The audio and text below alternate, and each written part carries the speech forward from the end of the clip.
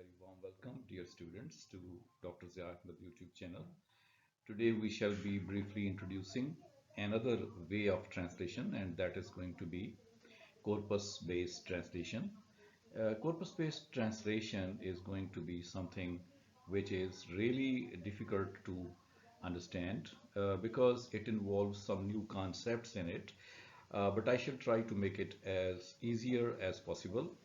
We all know that translation is a very easy job on the one hand, but complex also, and it involves a lot of cultural, social, and political traditions also. To understand this all better, let us move on and see first of all the definition of corpus-based translation procedure. This is the definition. Let's make a reading. Corpus-based translation refers to using large collections of text, which is called corpora, to improve translation accuracy and quality. It means that there are certain collections where the collections can be very large also, and there is some kind of text has been stored so that these words, these vocabulary structures and text can be used in order to bring as good quality and efficiency to the translation. And the purpose of this corpus-based translation is to facilitate translations by providing empirical data on language usage, patterns, terminology, and contextual nuances. So there are three purposes of this corpus-based translation: that it helps us uh, finding out different patterns inside the corpora which is available, and the terminology which has been used, and the context which is possibly available, that can be used from corpora, and that is why it helps us a lot. It is significant because it plays a key role in computational linguistics, machine translation, bilingual lexicon extraction. We are aware these days that we have this thing, artificial intelligence, and this is involved in computational linguistics. It is involved also in machine translation. This can help us a lot because it is online source. It has got certain storage in it, which is corpora or corpus. From there, this type of help can be taken, and so in that way it is possible to make a good contribution from the side of corpus to continue with the translation. And so this is the definition, and let us now see how this works. I mean, what is this thing which we are calling as corpora? The definition is here, which says that the definition says that a corpus is a large structured collection of text stored electronically. So the first point is that this corpora or corpus is stored electronically. It is not mostly available in physical shape. It's available in electronics. I mean, on certain web pages or clouds, it may be available. It is structured collection of text. I mean, a very well plan is all the time there, which helps us to see how the storage is to be created. And it's most of the time very large as well. There are three major types of corpus. Number one is going to be parallel corpus, which says contains text in multiple languages aligned for translation study. As this corpora is based on multiple languages, so it can help us understand different languages, different cultures, where we can start our translation from source language to the target language. Then there are the other corpus, which says monolingual corpus. This is text in a single language. This is the corpus where we have only one language, that is useful for linguistic analysis, because linguistic analysis will be there to take only one language. And then comes the comparable corpus. It is similar text in different languages without direct alignment. I mean, the text is the same, but the languages possibly can be different. So in that way, three major types of corpora is available. That is parallel corpus, monolingual corpus, and comparable corpus. The first kind and the last third kind have something which must be understood, that the text of different languages, when are present, it is parallel, but one text in different languages, when it is present, that is called comparable corpus. And when text is one, the language is also one, that is called monolingual. Some of the examples are the British National Corpus, European Europearl corpus, or open subtitles corpus. These three examples are possibly there. And then we have certain key approaches towards corpus-based translation. The first approach is going to be direct translation. By direct translation, we mean using aligned text segments to suggest translation. as we have the different texts in different languages. That text is translated already available in different languages, so we can compare them and contrast them, and from there take a lot of help in translating. Then comes statistical machine translation. It is about uses statistical patterns from corpora for translation. And then comes neural machine translation, NMT, which incorporates large corpora in training to generate high quality context aware translations. So in that way, we have three approaches which are very helpful in translating or translation studies. Number one is the approach direct translation from memory, that we can take the help of our memory based on computers also. And then we have statistical data available to us. From there also we can get help from translation through different patterns.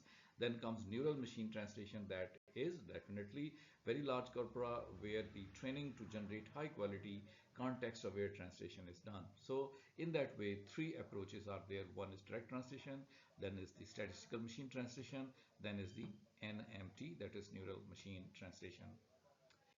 Proceeding further, we have some building and managing translation corpora, how the corpora is created, then it's managed.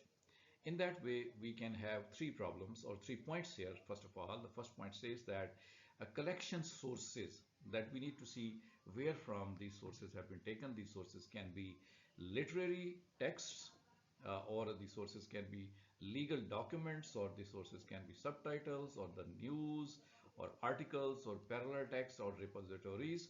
Here the sources can be collected, sources of corpora, or the available digital sources that can be had.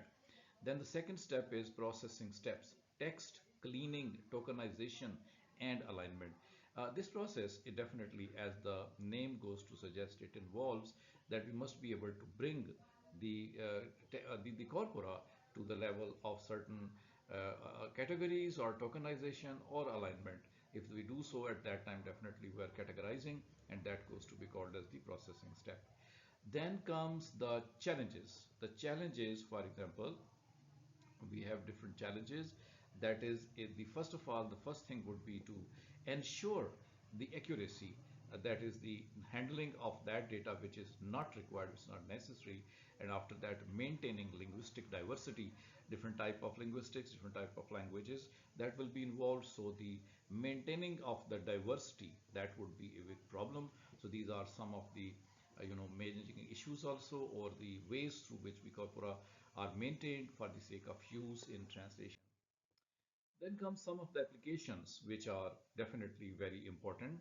The applications where we can involve these applications in order to get our corpus-based translation. The first application is going to be machine translation. That improves translation quality by leveraging corpus-based linguistic data. I mean, here we go and approach the corpus-based linguistic data, use it for the sake of translation, and a lot of improvement comes because of it. Then is the terminology extraction. Another application, it says corpus data aids in identifying specialized terms and the phrases. It's possible for us to engage in and find out which are the terms useful, which are the phrases useful in order to conduct our translation. The terminology help comes from all these applications of corpus-based translation. And after that comes cross-linguistic studies, enables comparison of a language structure and patterns across language. Here we will be able to see the structures or the patterns of different languages. We will be able to compare them and contrast them also before we put them to translation. Then there are the language learning tools. Language learning tools corpora support the development of bilingual dictionaries and educational content. So not only educational content can be created, but also linguistic dictionaries can be developed if we have well arranged corpora which can help us in creating a learning tool, and that is definitely dictionary or the educational content. If we are able to do so, definitely corpus-based translation is very helpful to us. And now let us see what are the advantages of corpus-based translation, why to involve into such a difficult kind of thing.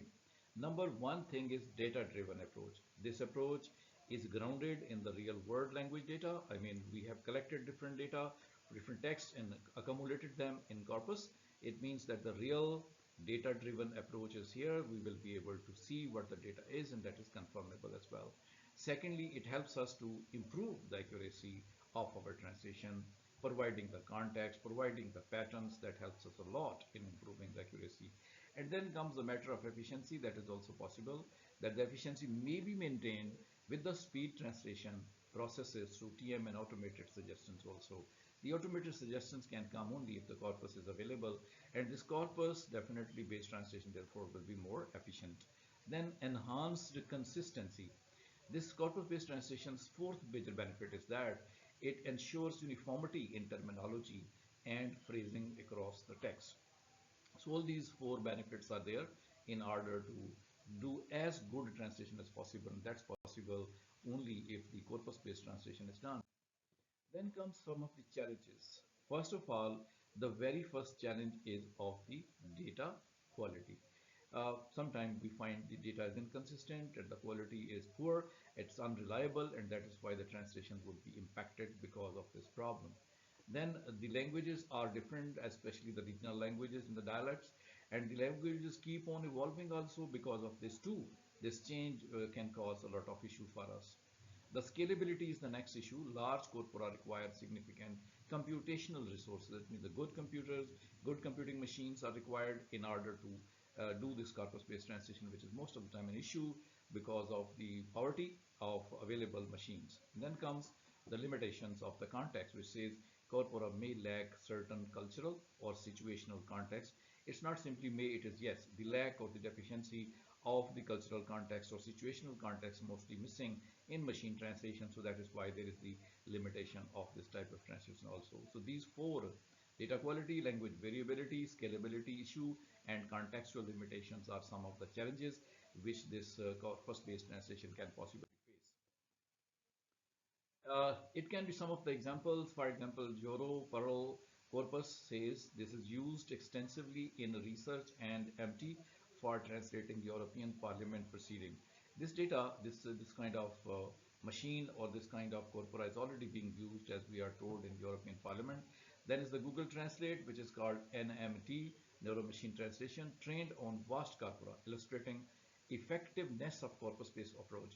Then comes Lingui, and Lingui is a translation tool that combines dictionary definitions with bilingual corpus data for enhanced results. So that is another view about the whole corpus-based translation, that there are three ways to do so, three types of machines or softwares to do so. That is helpful for us to know.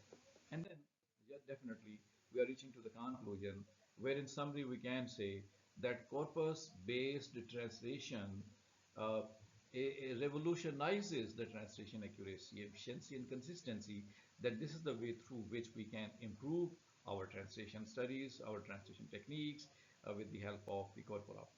Then we are using future trends. One of the future trend is increased use of multilingual and specialized corpora. The people are using these corpora, which are multilingual and special, in order to enhance this translation. Then for the future trends, we also have further development in neural network and deep learning for translation. Enhanced user adaptability for personalized translation is also extraordinarily available when we do translation, which is called as the corpus-based translation. So the final lesson is that corpus-based approach continues to shape the future of translation and multilingual communication. It is not going away anywhere. It is staying here, and it's going to benefit the translators very much. So thank you very much for watching, because now almost all the lecture is over. We will be able to close, but if you understand something out of it, do not fail to click the like button and then the subscribe button, and comment if you can understand something out of this little video. So hope to see you next time in some next video. Thank you for watching.